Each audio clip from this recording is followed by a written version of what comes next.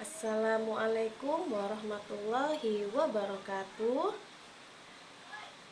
Apa kabar teman-teman semuanya? Semoga dalam keadaan sehat dan baik. Amin amin ya rabbal alamin. Perkenalkan, nama saya Munawwaroh dengan NPM 21140145. Pada hari ini saya akan menyampaikan materi pada mata kuliah Islam Budaya Lokal yang diampu oleh Ibu Husnul Khatimah MPD dengan judul Pakaian Adat Banjar dalam Perspektif Islam. Baiklah, langsung saja ke materinya. Itu Kalimantan Selatan memiliki kebudayaan yang kaya dan beragam yang dipengaruhi oleh dominasi suku Banjar sekitar 74% dari populasi wilayah ini. Kehadiran suku Banjar memberikan pengaruh signifikan pada kebudayaan Kalimantan Selatan, termasuk dalam pakaian adat yang digunakan oleh masyarakat setempat.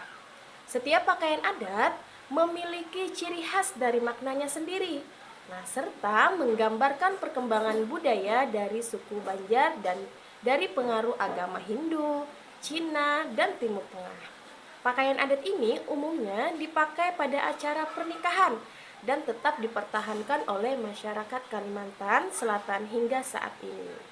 Meskipun ada beberapa modifikasi untuk mengikuti perkembangan zaman, unsur-unsur asli dari pakaian adat tetap dipertahankan sebagai bagian dari identitas budaya suku Banjar. Keanekaragaman budaya Kalimantan Selatan ini menunjukkan bagaimana keberagaman etnis dan adat istiadat dapat menjadi kekayaan dalam kehidupan bermasyarakat. Penting bagi kita untuk memahami dan menghargai keberagaman budaya ini sebagai bagian dari warisan nenek moyang yang perlu dijaga dan dilestarikan untuk generasi mendatang.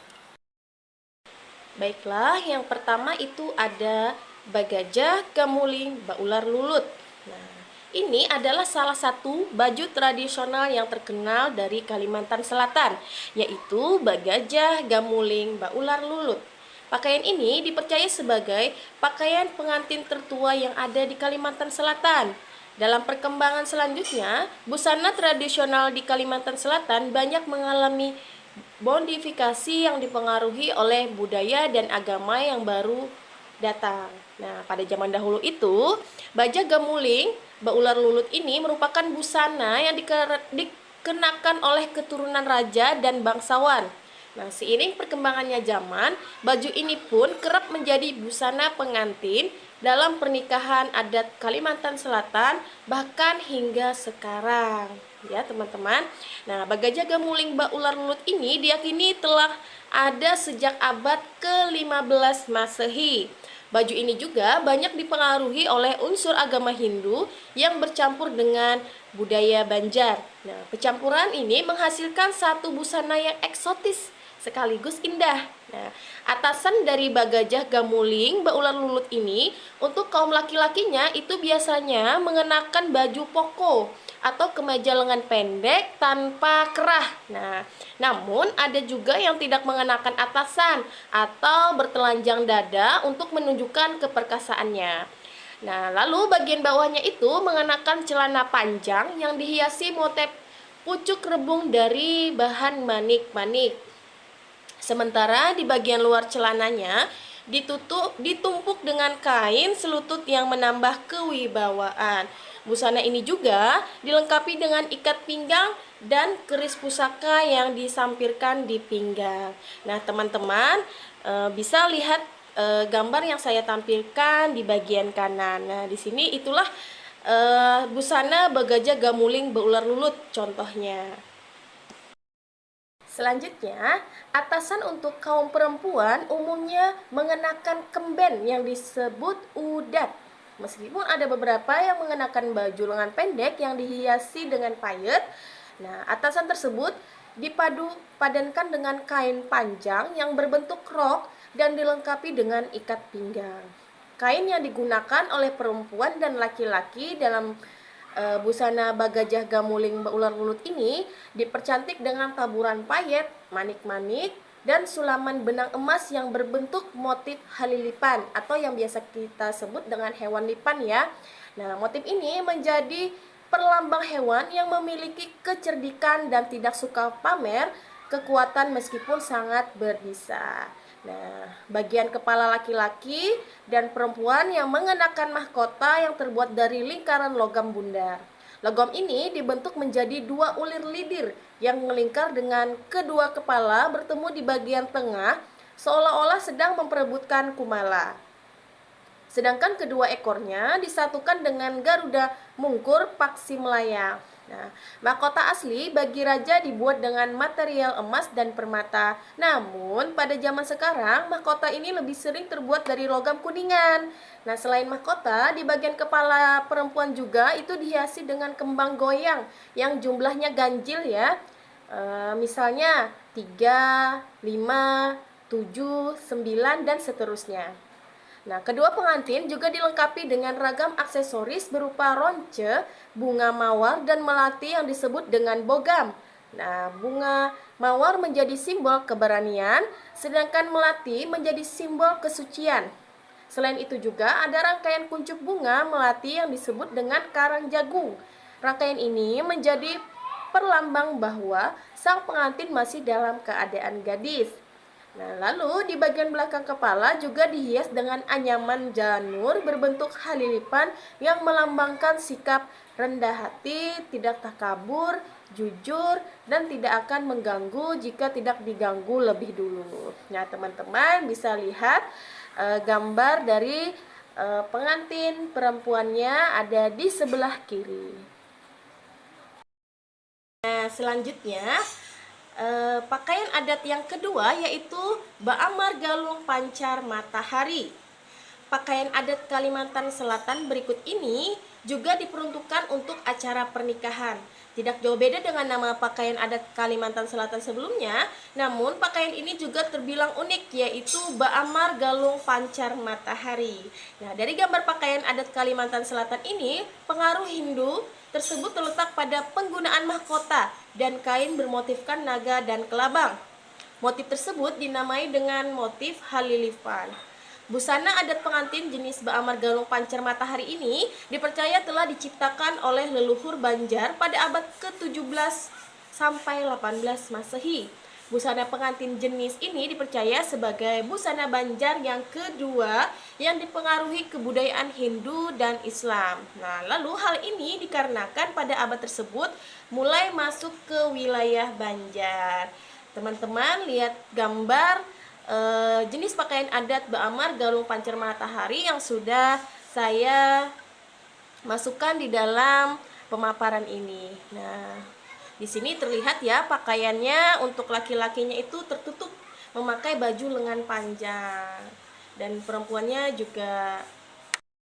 Nah, lalu kemudian untuk lebih detailnya para pria memakai kemeja lengan panjang yang dilengkapi hiasan renda di bagian dadanya.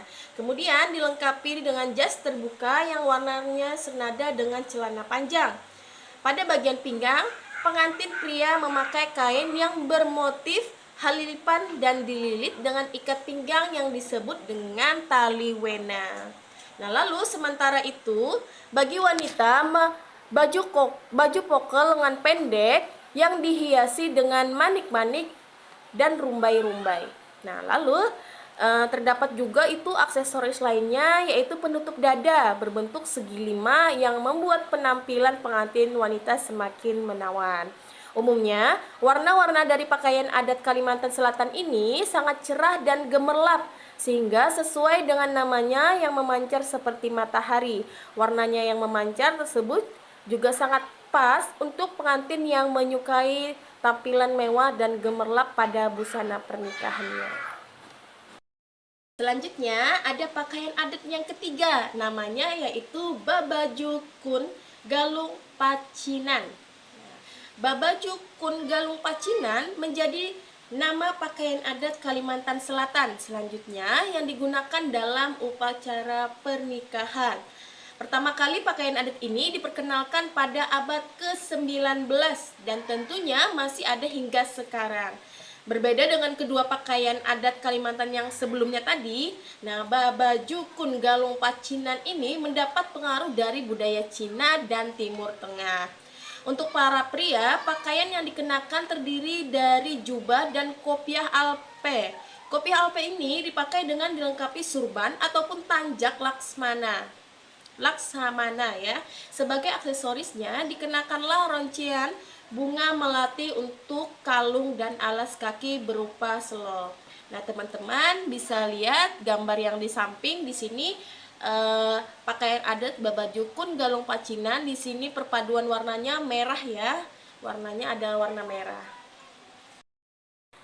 Sedangkan bagi wanita, pakaian yang dikenakan meliputi kebaya lengan panjang bergaya cheongsam. Kebaya ini dilengkapi dengan aneka hiasan manik-manik atau payet yang membentuk bunga teratai dan dijahit menggunakan benang emas. Bagian bawahannya dimodifikasikan dengan rok panjang yang juga dihiasi manik-manik. Selain hiasan manik-manik atau payet, kebaya pengantin wanita akan disulam dengan menggunakan motif tirai bambu.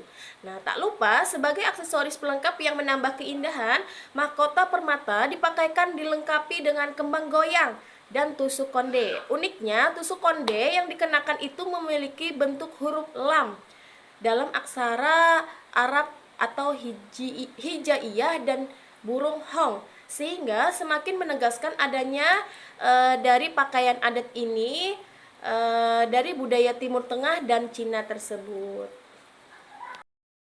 Nah, pakaian adat yang selanjutnya yaitu ada namanya babaju kubaya panjang. Ini nama pakaian adat Kalimantan Selatan yang mengalami perkembangan atau modifikasi yaitu babaju kubaya panjang.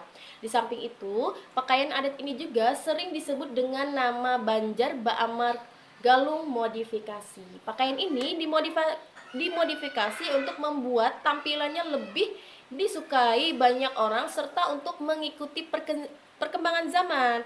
Nah, meskipun sudah dimodifikasi, tetapi masih ada unsur-unsur asli dari Baamar Galung yang tidak dihilangkan. Misalnya saja, untuk para pria, pakaian yang dikenakan masih pakaian yang sama dengan Banjar Galung Pancar Matahari.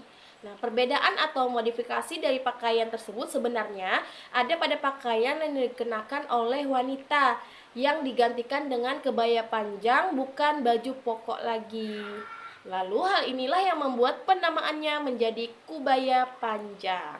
Modifikasi lainnya juga bisa ditemukan pada beberapa pengantin wanita yang ingin menggunakan hijab atau jilbab ya. Hal tersebut tentunya juga diperbolehkan mengingat tujuan modifikasi adalah untuk menyesuaikan dengan perkembangan zaman maupun aturan-aturan tertentu. Walaupun ada beberapa wanita yang mengenakan jilbab, tetapi penggunaan mahkota pada pakaian ini juga tidak dihilangkan. Tak hanya itu saja, aksesoris-aksesoris lainnya yang ada pada Baamar Galung Pancar Matahari juga tidak dihilangkan pada baju kubaya panjang ini.